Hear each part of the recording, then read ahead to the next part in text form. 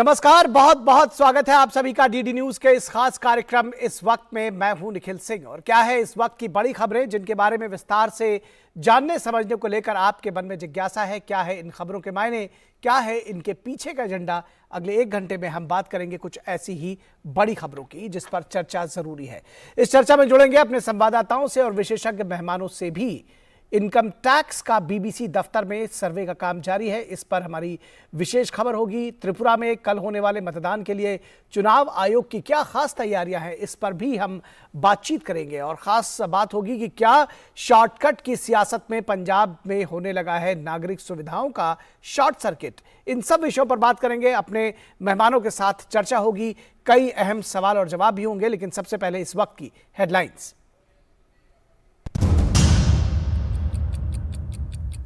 Arrow India show के तहत बेंगलुरु में रक्षा तकनीक के क्षेत्र में स्टार्टअप को लेकर बड़ी पहल। 80,000 करोड़ के 260 से अधिक समझौतों पर होंगे हस्ताक्षर। एयर शो में तेजस ने का दिखा तेज। शॉर्टकट की सियासत से पंजाब में होने लगा है नागरिक सुविधाओं का शॉर्ट सर्किट। मोहल्ला क्लिनिक के शोरगुल में ठप पड़ी प्राइमरी हेल्थ सर्विसेज। फ्री बिजली के दौर में स्कूलों और कार्यालयों से काटी जा रही है बिजली। आम आदमी पार्टी की सरकार के पंजाब मॉडल पर फिर उठे सवाल। मेघालय चुनाव के लिए बीजेपी ने जारी किया संकल्प पत्र। 7वां वेतन आयोग लागू करने का वादा। नागालैंड में भी बढ़ी चुनावी सरगर्मियां। त्रिपुरा में कल होने वाले मतदान के लिए चुनाव आयोग की तैयारियां जारी। हर मतदाता का वोट को सुनिश्चित करने के लिए बढ़ाई गई है पोलिंग स्टेशंस की संख्या, सुरक्षा के पुख्ता बंदोबस्त। इनकम टैक्स का बीबीसी दफ्तर पर सर्वे का काम जारी। बीबीसी पर टैक्स चोरी का है आरोप। छापे के नाम पर विपक्ष और बुद्धिजीवी मीडिया की अलग अलग राय। बीबीसी ने कर्मचारियों को आईटी की मदद करने का दिया दिशा निर्देश।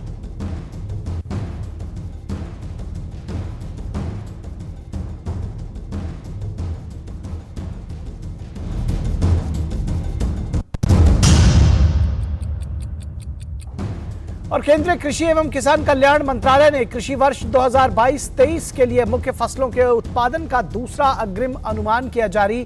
करीब 3,236 लाख टन खाद्यान्न उत्पादन का है अनुमान।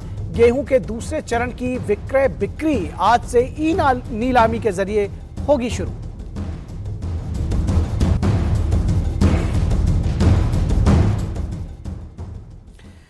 तो इस वक्त में सबसे पहले बात करेंगे बीबीसी के दफ्तर पर जो सर्वे जारी है इनकम टैक्स डिपार्टमेंट का, उसको लेकर के सियासी संग्राम छिड़ा हुआ है। क्या कुछ है ये सियासी संग्राम और क्या कुछ है खबर, इसकी बात करते हैं। दुनिया भर में एजेंडा वाली खबरें परोसने के लिए मशहूर बीबीसी पर महज एक सर्वे से विपक्षी दलों की सियासी सवाल की बौछार शुरू हो गई है।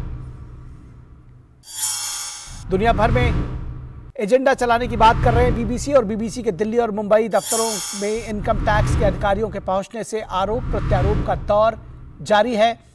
ये जानने समझने की बात है कि ये इनकम टैक्स विभाग का छापा नहीं, महज सर्वे है जो कि भारत के कानून के मुताबिक किसी भी संस्था की होती रही है। सबसे बड़ा सवाल यह है कि क्या बीबीसी भारत के कानून से ऊपर है? जब इस तरह की संस्थाओं पर पहले भी सर्वे होते रहे हैं तो कानून के तहत बीबीसी पर भी हो रहा है। मीडिया के सवालों के जवाब में केंद्रीय मंत्री अनुराग सिंह ठाकुर ने कहा कि कानून अपना काम कर रहा है, कानून से ऊपर कोई भी नहीं है। इस बीच जानकारी ये आई है कि बीबीसी ने अपने कर्मचारियों को उन्हें वेतन से जुड़े मामले पर जानकारी देने के लिए कहा है। बीबीसी ने अपने कर्मचारियों को वर्क फ्रॉम होम करने के लिए भी कहा है।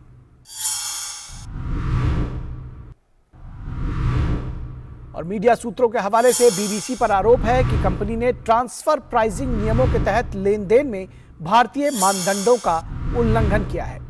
इनकम टैक्स अधिनियम के मुताबिक इसे छापा नहीं सर्वे कहा जाता है और ऐसे सर्वे का काम इनकम टैक्स ने पिछली सरकार के दौर में भी किया है।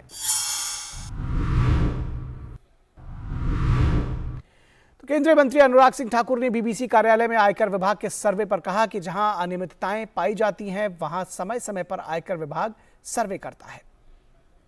आयकर विभाग के द्वारा जो सर्वे किया गया बीबीसी पर, कई तरह की इसमें चर्चाएं कई तरह की चल रही हैं। आपके स्तर पे आप किस तरीके से इसको देख रहे हैं? देखिए, आयकर के पास जो जानकारी होती है आयकर विभाग के पास, उसके अनुसार वो कार्रवाई करती है। और मुझे लगता है उचित वही होगा, आयकर विभाग जब एक बार ये सर्वे पूरा होता है तो उसके बारे में जानकारी देंगे, लेकिन जहां पे भी आवश्यकता होती है, उनको लगता है, वहां पे वो कार्रवाई करते हैं।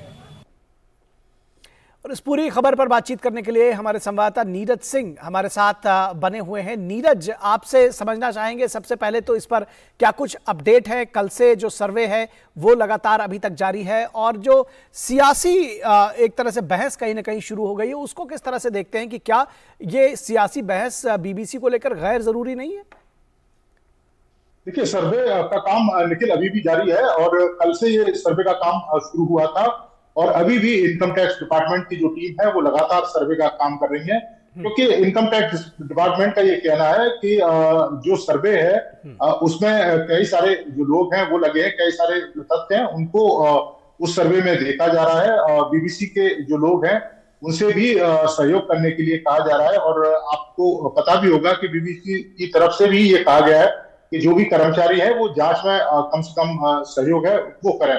कल करीब 70-80 के करीब इनकम टैक्स डिपार्टमेंट की जो टीम है वो बीबीसी के दिल्ली और मुंबई स्थित दफ्तर में गई थी। बीबीसी के 60-70 के करीब जो लोग थे उस टीम में शामिल थे और सर्वे अभी भी लगातार जारी है। अब दूसरा सवाल ये है कि सर्वे के ऊपर, चूंकि ये रेट नहीं है और कोई ऐसा नहीं है कि केवल बीबीसी के ऊपर ही सर्वे किया गया हो, इससे पहले भी तमाम इंटरनेशनल एजेंसियां हैं जो भारत के अंदर काम कर रही हैं। अगर भारत के नियम कानूनों को अगर वो तोड़ रही है तो उनके खिलाफ भी जो कार्रवाई है वो करिए। आपने देखा होगा इससे पहले ट्विटर के खिलाफ भी जो कार्रवाई है वो हमारी जांच एजेंसियों ने की थी।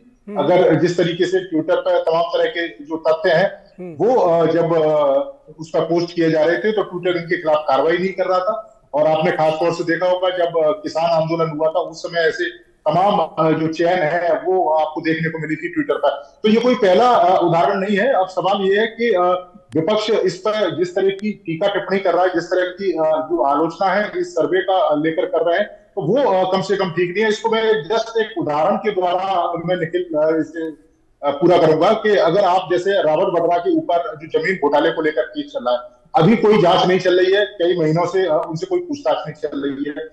अगस्ता वेस्टलैंड में कई महीने से कोई पूछताछ नहीं चल रही है, क्योंकि जो जांच एजेंसियां हैं उनके पास काम भी बटा होता है और जो तमाम जो सबूत है, जो तथ्य जब सामने आते हैं तो उनके आधार पर कार्रवाई की जाती है। अब अगर रॉबर्ट वाड्रा के खिलाफ कोई सबूत मिलता है और जांच एजेंसियां उसको पूछताछ के लिए बुला लेती है, तो अब अगर ये कहना कि रॉबर्ट वाड्रा के खिलाफ राजनीतिक मंशा के तहत कार्रवाई की जा रही है तो ये कम से कम ठीक नहीं है। जांच एजेंसियों के पास जब तथ्य आते हैं तो उसके आधार पर कार्रवाई करती है। जी, निश्चित तौर पर। और ब्रिटेन की सरकार भी बीबीसी पर इसके पहले तमाम इस तरह के सर्वे या इस तरह के जो फाइनेंशियल मैनेजमेंट से जुड़े हुए जो मामले हैं वो देखती रही है, और इससे पहले भी बीबीसी के खिलाफ जो पहले की सरकारें रही हैं उन्होंने भी सर्वे का काम किया है। तो ये कोई नई बात नहीं है। फिलहाल आपने पूरी जानकारी दे दी है इस सर्वे के संदर्भ में। बहुत शुक्रिया इस तमाम बातचीत और जानकारी के लिए नीरज सिंह।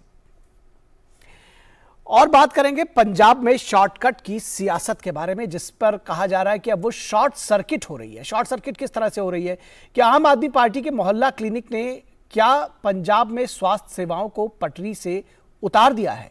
ये एक बड़ा सवाल पूछा जा रहा है। आम आदमी पार्टी के मोहल्ला क्लिनिक ने क्या पंजाब में स्वास्थ्य सेवाओं को पटरी से उतार दिया है? क्योंकि मोहल्ला क्लिनिक को सफल बनाने के लिए बहुत सारी दूसरी चीजें स्टेक पर रखी जा रही है। ये सवाल स्थानीय लोग पूछने लगे हैं कि बरसों पुरानी व्यवस्था को बंद करके मोहल्ला क्लिनिक का क्या औचित्य है? अरविंद केजरीवाल की 5 गारंटी में मोहल्ला क्लिनिक का जोर शोर से प्रचार किया जाता रहा है, लेकिन इस क्लिनिक की मार अब पंजाब की स्वास्थ्य सेवाओं पर पड़ रही है। और किस तरह से ये स्वास्थ्य सेवाओं पर पड़ रही है ये भी समझने की जरूरत है। पंजाब सिविल मेडिकल सर्विस के 200 से ज्यादा सीनियर डॉक्टर्स को मोहल्ला क्लिनिक में डेप्यूट किया गया है। इससे भटिंडा, फरीदकोट जैसे इलाकों में सरकारी अस्पतालों की इमरजेंसी सेवाएं बुरी तरह से प्रभावित हुई हैं। केंद्र सरकार की ओर से नेशनल हेल्थ मिशन के फंड को बहुप्रचारित मोहल्ला क्लिनिक में डाइवर्ट करने पर सख्त नाराजगी जताई गई है। नेशनल हेल्थ मिशन का फंड डाइवर्ट किया गया और हाल ही में केंद्र सरकार ने पंजाब के लिए 438 करोड़ रुपए का नेशनल हेल्थ मिशन के लिए फंड रिलीज किया था।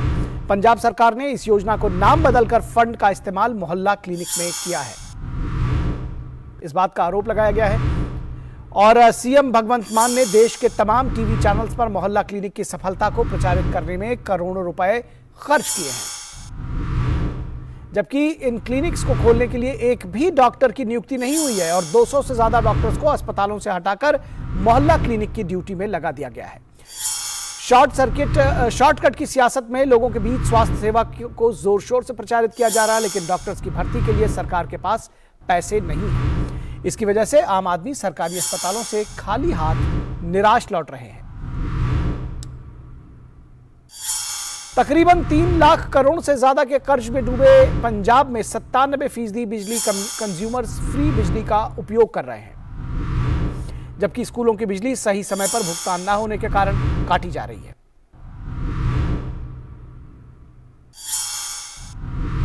शॉर्टकट की सियासत में शॉर्ट सर्किट होना तय है, यह पंजाब में दिखने लगा है। और इस पर अब चर्चा में अपने खास मेहमानों को जोड़ें, उससे पहले रुकेंगे एक छोटे से ब्रेक के लिए। कहीं मत जाइएगा, जल्द आप हाजिर होंगे।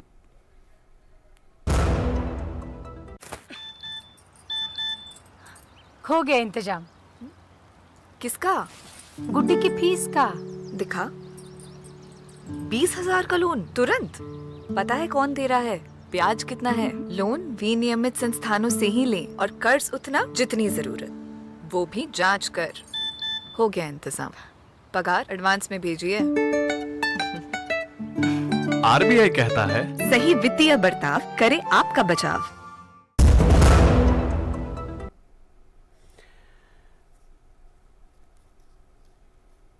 ब्रेक के बाद एक बार फिर आप सभी का स्वागत है और इस पर हम अपने खास मेहमानों के साथ जुड़ रहे हैं। अपनी चर्चा में उनको शामिल कराएंगे। हमारे साथ संपादकीय सलाहकार विनोद मिश्रा जी जुड़े हुए हैं और इसके साथ ही साथ अनिल सरीन जो कि हमारे साथ जुड़ चुके हैं, मुख्य प्रवक्ता है भाजपा पंजाब से, और इसके साथ ही साथ आम आदमी पार्टी के नेता विष्णु पाठक भी हमारे साथ जुड़े हुए हैं। विष्णु पाठक जी, सबसे पहले अगर आपके साथ शुरुआत करना चाहें तो ये समझना चाहेंगे कि किस तरह से ये पूरा व्यवस्था बनाई गई है कि मोहल्ला क्लिनिक को चलाने के लिए एक भी डॉक्टर्स की नियुक्ति नहीं की गई, जबकि 200 सीनियर डॉक्टर्स को वहां पर ट्रांसफर कर दिया गया या डिप्यूट कर दिया गया, और जिसकी वजह से हाहाकार जैसी स्थिति मची हुई है तमाम ऐसे जिले हैं जहां पर की इमरजेंसी सेवाओं में।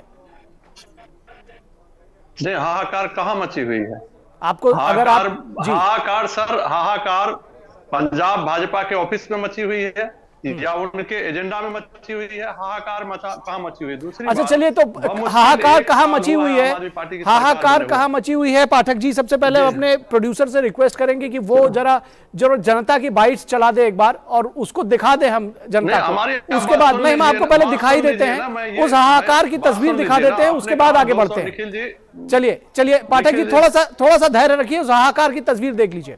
जी जी, यहाँ से जो अच्छे डॉक्टर थे वो मोहल्ला क्लिनिक में भेज दिए हैं। मोहल्ला क्लिनिक में मतलब ना तो कोई टेस्ट की सुविधा है, ना कोई और किसी भी तरह की सुविधा है। वहाँ अकेली को पुरानी बिल्डिंग थी, पुरानी सरकारें जो यूज़ करती थी जो बड़े हॉस्पिटलों में, उसके ऊपर एक बोर्ड लगा दिया कि मोहल्ला क्लिनिक का। उसका टाइमिंग भी बहुत थोड़ा है और वहाँ पे सिर्फ डॉक्टर बैठे हैं, वहाँ पे कोई सहूलत नहीं है। इन्होंने एक ड्रामा यहाँ शुरू किया है लोगों को मूर्ख बनाने के लिए कि हमने आपके लिए मोहल्ला क्लिनिक खोल दिए हैं।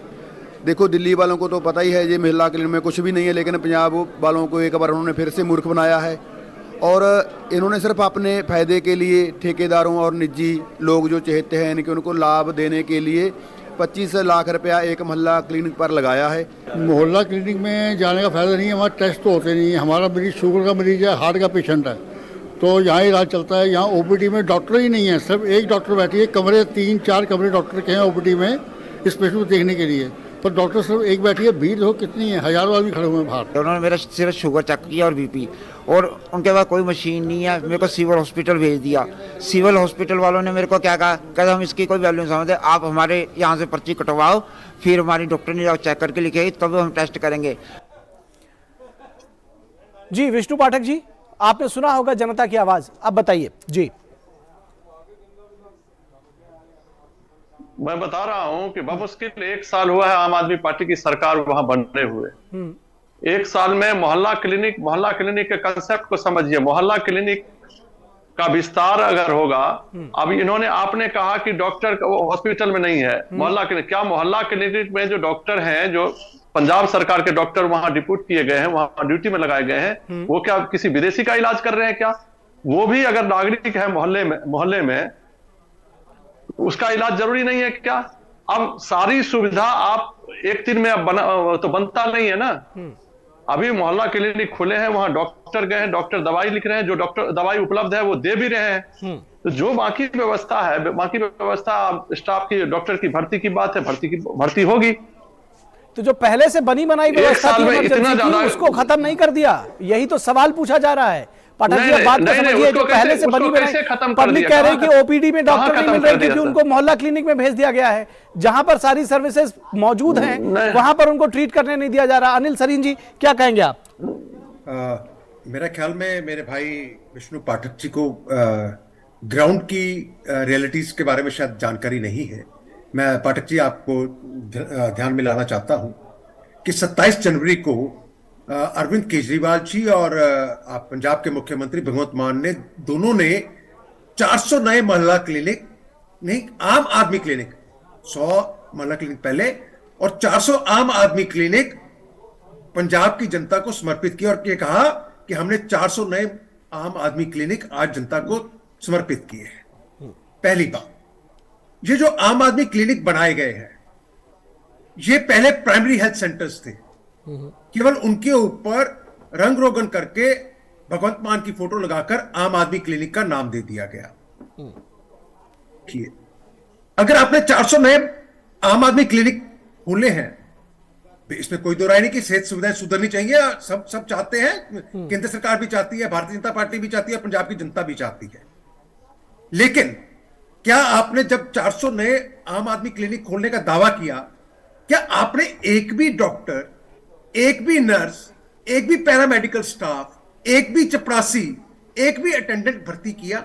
नहीं किया। अब उसका क्या हुआ? पंजाब में कम्युनिटी हेल्थ सेंटर्स काफी अच्छी बड़ी संख्या में है और कम्युनिटी हेल्थ सेंटर्स में ओपीडी भी होती है, इंडोर पेशेंट्स भी होते हैं, राउंड द क्लॉक डिलीवरी भी होती है, छोटे मोटे ऑपरेशंस भी होते हैं जी। और वहां से आपने डॉक्टर्स निकालकर, और इमरजेंसी सर्विसेज भी वहां पे होती है, वहां से आपने डॉक्टर्स निकालकर आम आदमी क्लिनिक पर डिप्यूट कर दिए।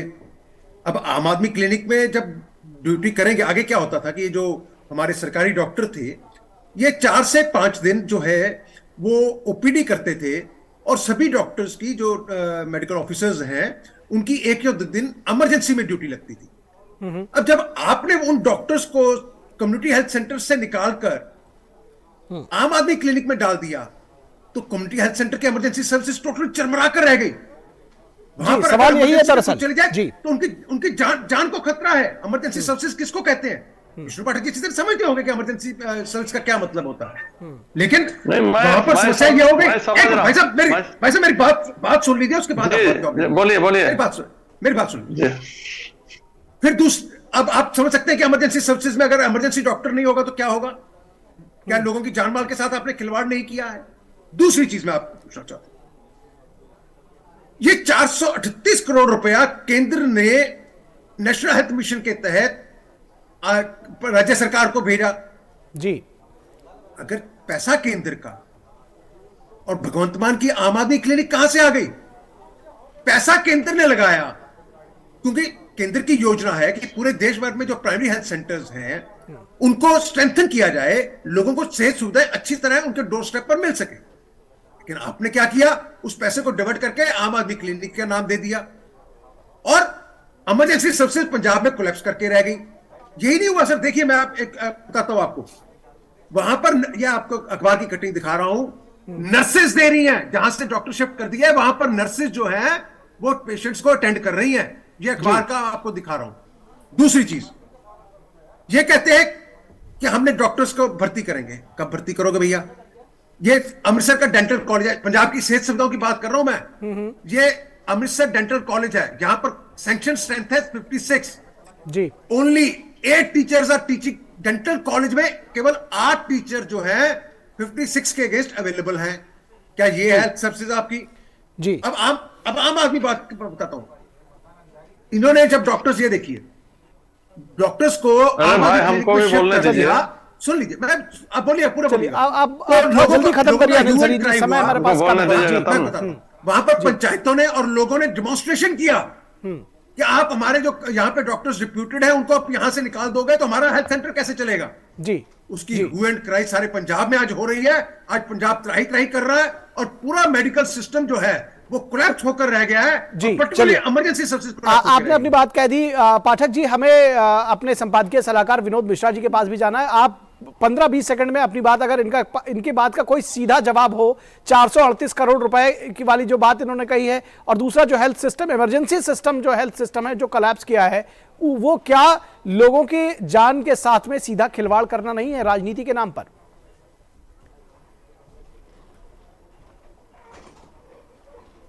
पाठक जी जी बताइए। नहीं, 438 करोड़ इन्होंने कहा, इनको तो प्रचारित करना है। अभी पंजाब में इन्होंने कहा सारा कोलैप्स हो गया, पंजाब ये हो गया। भाजपा शासित उत्तर प्रदेश है, कल जो है सो जला दिया गया दीक्षित परिवार को। अरे भाई साहब, कहां से कहां पहुंच गए? इसका मतलब जवाब नहीं है। अब आप इसके बाद अब आप कश्मीर से लेकर कन्याकुमारी तक की बात करेंगे। बात वहां की हो रही है, आप वहां की बात कर रहे हैं। निखिल जी हमारी बात सुन लीजिए। हाँ, आप बिल्कुल सुनेंगे, लेकिन आप टू द पॉइंट रहे। 438 करोड़ केंद्र ने दिया, वहां पे बोर्ड क्यों लगाया? असली समस्या इनका यह है कि केंद्र ने 438 करोड़ रुपए दिया पंजाब को, और वहां पे भगवत मान जी का फोटो क्यों लगा? वहां फोटो लगनी चाहिए मोदी जी को। केंद्र की योजना थी तो केंद्र में जाना चाहिए था, ये सवाल तो उठेगा ही। मैं अपने नहीं, देखिए, केंद्र की योजना थी तो केंद्र में जाना चाहिए था। मैं जा रहा हूँ विनोद मिश्रा जी के पास चलता हूँ। विनोद, एक बात और पूछ लीजिए। पंजाब के लोग जो टैक्स देते हैं वो किसको देते हैं? सेंट्रल गवर्नमेंट को देते हैं। इनसे एक बात और पूछ लीजिए। जी निखिल जी, एक बात कहां से पैसा दिया? जल्दी अनिल सरीन जी बताइए। जी निखिल जी, देखिए, इनका जो है ना एडवर्टाइजमेंट पॉलिसी। हाँ, चलिए, मैं समझ गया आपकी बात। एडवर्टाइजमेंट पे भी जी, हम एडवर्टाइजमेंट नहीं कर रहे ना। इन्होंने सुन लीजिए भाई, सुन लीजिए निखिल, आपकी सरकार ने अपने जो उस समय के सेहत, विनोद जी आ रहा हूं आपके पास, उनके हेल्थ सेक्रेटरी को बोला कि आप इसमें से 30 करोड़ सैंक्शन कर दीजिए, 10 करोड़ इसके आम आदमी क्लिनिक की रेनोवेशन के और 20 करोड़ एडवर्टाइजमेंट के लिए। जी चलिए, ये इस मुद्दे पर आते हैं। विनोद जी मना किया, उसको ट्रांसफर कर दिया गया। चलिए, आपकी बात, आपने अपनी बात कह दी। हमारे तीसरे जो गेस्ट हैं उनसे भी बात कर लेते हैं। विनोद जी, किस तरह की जो शॉर्टकट की सियासत से शॉर्ट सर्किट की बात है, वो शायद प्रत्यक्ष दर्शन हो रहे हैं पंजाब में, क्या कहेंगे आप? निखिल, एक तो आपने जो अपनी रिपोर्ट में जो वॉक्स पॉप चलाया है, जो वहाँ के जो हॉस्पिटल में जो ग्रामीण सेवा की जो हालत है उसके बारे में तो वहाँ के लोगों ने ही तस्दीक की है। जी, लोगों ने बताया है कि किस तरह जो ये इमरजेंसी सर्विसेज है वो किस तरह से एकदम पूरा दरहम बढ़म हुआ पड़ा है। लेकिन मैं विष्णु पाठक जी विद्वान आदमी हैं और प्रवक्ता हैं आम आदमी पार्टी के, मैं उनके ही जवाब को थोड़ा सा क्लियर कर रहा हूँ कि जो बात वो कह रहे थे 438 करोड़ रुपये का, वो 438 करोड़ रुपया दरअसल नेशनल रूरल हेल्थ मिशन के लिए था। अब उनको पता है कि फाइनेंस कमीशन ने 1500 करोड़ रुपए का जो है सीधे पंजाब के लिए किया है लोग। अब वो जो नेशनल रूरल हेल्थ मिशन है उसका एक प्लान है, उसका एक ऑब्जेक्टिव है। अब आप देखिए कि जो कम्युनिकेटेड डिजीजेस के लिए जो अभी ऐसे कि टीबी उन्मूलन की हो, चेचक की हो, जैसे इस तरह के जो बीमारियां हैं उसको रूरल हेल्थ मिशन उसको पूरा करता है। अब इसमें बेईमानी क्या हुई है, ये पाठक जी शायद बोलने से बचते रहे हैं कि ये 438 करोड़ रुपया जो सेंटर ने अभी रिलीज किया था पंजाब को, उस पंजाब ने उस 438 करोड़ रुपए का नाम नेशनल रूरल हेल्थ मिशन नाम बदल के उसको मोहल्ला क्लिनिक में ट्रांसफर किया। जी, अब यही बात उनकी सरकार को यहाँ पे दिल्ली से हेल्थ मिनिस्ट्री से पूछा गया है कि अगला जो आपको 521 करोड़ रुपया जो जारी होना है वो क्यों ना आपका वो पैसा बंद कर दिया जाए, क्योंकि आपने जो नेशनल रूरल मिशन का जो ऑब्जेक्टिव है उसको ही पहले से ही खत्म कर दिया। जिस मद में पैसा दिया गया वहां पर उसका ऑब्जेक्टिव फेल होगा। विनोद जी, एक बात बहुत जल्दी से, विनोद जी, कोर्ट में आप देखिए कि वहां विनोद जी, समय हमारे पास समाप्त हो चुका है। ने डीडी के वहां पे डीडी के जलंधर ने उसको काम किया है, ग्राउंड पे उसको दिखाया है। जी, बिल्कुल दिखाया है। सारे हेल्थ सर्विसेज जो है, सारे इमरजेंसी सेवाएं ठप पड़ी है क्योंकि वहां के डॉक्टर को आपने डिप्यूट कर दिया है दूसरे मोहल्ला क्लिनिक में। अब वो मोहल्ला क्लिनिक जहां जहां बना है वो एक पॉलिटिकल अप्रोच है जी। अब आप देखिए कि जहां डेंटल कॉलेज है, मेडिकल कॉलेज है, वहीं कोने में आप मोहल्ला क्लिनिक भी बना रहे हैं।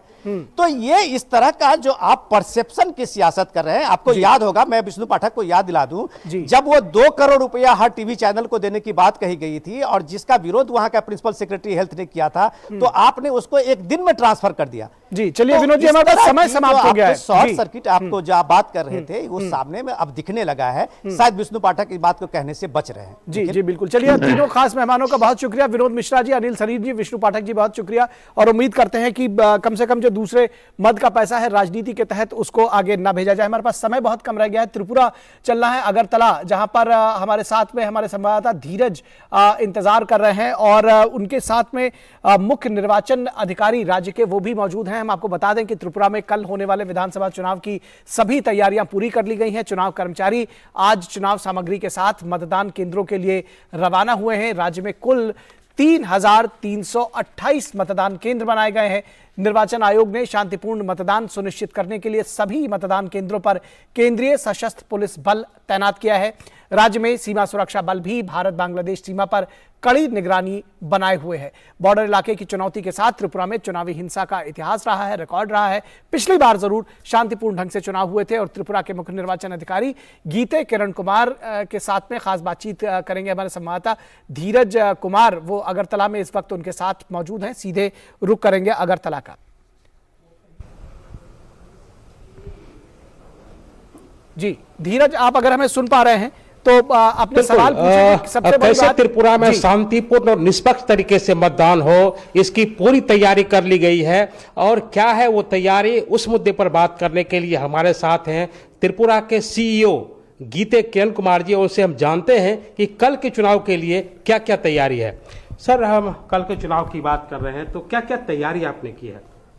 त्रिपुरा विधानसभा निर्वाचन 2023 कल बृहस्पतिवार 16 फरवरी को सुबह 7 बजे से शाम को 4 बजे तक अनुष्ठित होगा। तो इसके लिए हम पिछले 6 महीने से तैयारी कर रहे हैं। सबसे पहले हमने जो पोलिंग स्टेशन तैयार किए, फिर हमने वोटर लिस्ट तैयार की, जो हमारे पोलिंग ऑफिसर है, स्टाफ है, उनका पोस्टिंग ट्रांसफ़र किया, उनको ट्रेनिंग दिया। और चुनाव नज़दीक आने के बाद राज्य में शांतता प्रस्थापित हो और चुनाव के लिए एक अच्छा वातावरण तैयार हो, इसलिए पैरामिलिट्री फोर्सेस का आगमन हुआ दिसंबर में।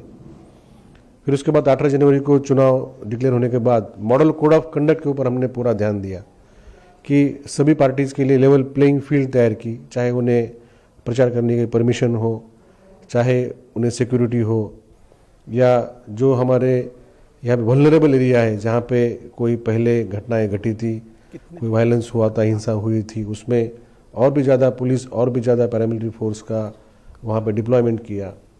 और फिर नॉमिनेशन की प्रक्रिया हुई। अभी फिर उसके बाद हमने जो इलेक्ट्रॉनिक वोटिंग मशीन्स है उसको तैयार किया। और आज हमारे सभी 3,337 पोलिंग स्टेशन में हमारे चुनाव कर्मी और सुरक्षा कर्मी आज दोनों चले गए हैं, वहाँ जाके वो पोलिंग स्टेशन सेटअप करेंगे। और हमें पूरी उम्मीद है कि त्रिपुरा में हमने पिछले 2 महीने में देखा कि 2018 की तुलना में इस बार करीब 70% जो हिंसा की घटना थी वो कम हुई है। मात्र 30% घटनाएं उस 2018 की तुलना में आज देखी जा रही है। हम तो चाहते कि जीरो पोल वायलेंस, यह हमने नारा ही दिया था, लेकिन घटनाएं काफी हद तक कम हुई है।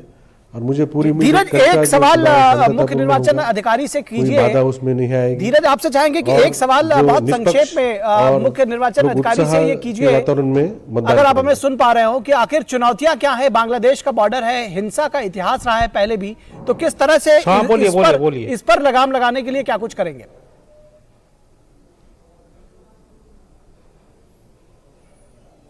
हाँ, वो जैसे कि पूछ रहे हैं कि जो बांग्लादेश का जो बॉर्डर है वहाँ से हिंसा का एक इतिहास रहा है, और फेंसिंग वोटर, दोनों चीज़ आप बताएंगे। फेंसिंग वोटर के लिए आपने क्या किया है? त्रिपुरा का जो अंतर्राष्ट्रीय बॉर्डर है करीब 800 किलोमीटर के ऊपर है, उसमें करीब 30-40 किलोमीटर छोड़ के सभी हमने फेंसिंग किया है। जहाँ फेंस नहीं है वहाँ 24 घंटा बॉर्डर सिक्योरिटी फोर्स नज़र दिए हुए है। वहाँ पे हमने वीडियो कैमरा लगाया है, वहाँ पे हमने गश्त बढ़ा दी है। और आसाम के साथ 3 हमारे मुख्य रास्ते हैं, और मिजोरम के साथ भी हमारे 3 रास्ते हैं, वहाँ पे हमने बॉर्डर सील कर दी है। और त्रिपुरा में जो त्रिपुरा का मतदार नहीं है, ऐसा कोई व्यक्ति इस विधानसभा क्षेत्र में रह नहीं सकता। ये हमने 48 घंटे पहले ही हमने इसको निर्बंध लागू किए हैं। और इस बार हमने जो ड्रग्स है या लिकर है या अनऑथराइज गुड्स है, कैश है, प्रीवीज है, 44 करोड़ से ज़्यादा हमने इसका सीजर किया है। तो हमने एक वातावरण बनाने की कोशिश की है जिसमें एक शांततापूर्ण हो, एक साइड से और दूसरी साइड से निष्पक्ष चुनाव हो। सर एक सवाल और आपसे है, जो पिछले जो 2018 का जो चुनाव था उसमें 89% पोलिंग हुई थी, तो ये एक बहुत बड़ी चुनौती है, उससे अधिक आप जाएंगे तो इसके लिए क्या तैयारी है? हमने जो हमारे 3300 के ऊपर जो पोलिंग स्टेशन है, हमने उसका एनालिसिस किया है कि 2018 में भी अच्छा यहाँ पे मतदान हुआ था जैसे आपने बताया, उसमें भी हमने एक 900 के आसपास पोलिंग स्टेशन का हमने चुनाव किया है जिसमें उस समय 4-5% कम मतदान हुआ था। धीरज, हमारे पास समय बस केवल इतना ही है। हमने जो वोटर अवेयरनेस बढ़ाया, हमने काफी मोटिवेट किया है कि आप आके मतदान करिए और जितनी ज्यादा शांतता वातावरण में मतदान होगा उतनी बड़ी मात्रा में मतदान होगा। तो मुझे पूरी उम्मीद है कि लास्ट टाइम जैसे 89% हुआ था तो हमारा इस बार 90 या 90 के ऊपर हमारा मतदान होगा। चलिए जी, तो जैसे देखिए जी, आपने सुना कि धीरज, आपने जो बता रहे हैं कि जो पिछली बार अधिकारी के जरिए जो बात पहुंचाई वो हम तक, हमारे दर्शकों तक पहुंच सकी है। और इस वक्त के इस अंक में बस इतना ही। आपको छोड़े जाएंगे एक ब्रेक के साथ। हमें दीजिए इजाजत। नमस्कार। पता है, लोग अक्सर मुझसे पूछते हैं कॉल सेंटर का स्टेडी जॉब क्यों छोड़ा। I wanted more out of life, बस मैंने अपना स्टार्टअप शुरू किया। जानना चाहोगे कैसे? Then start up your own business as an LIC agent. यहाँ सब कुछ है, great products, zero investment, leading organization and unlimited opportunities. तो क्या आप तैयार हैं? LIC एजेंट बनो, अब बड़ा सोचो। हमारी वेबसाइट पर जाएं या अपनी नजदीकी LIC शाखा से संपर्क करें।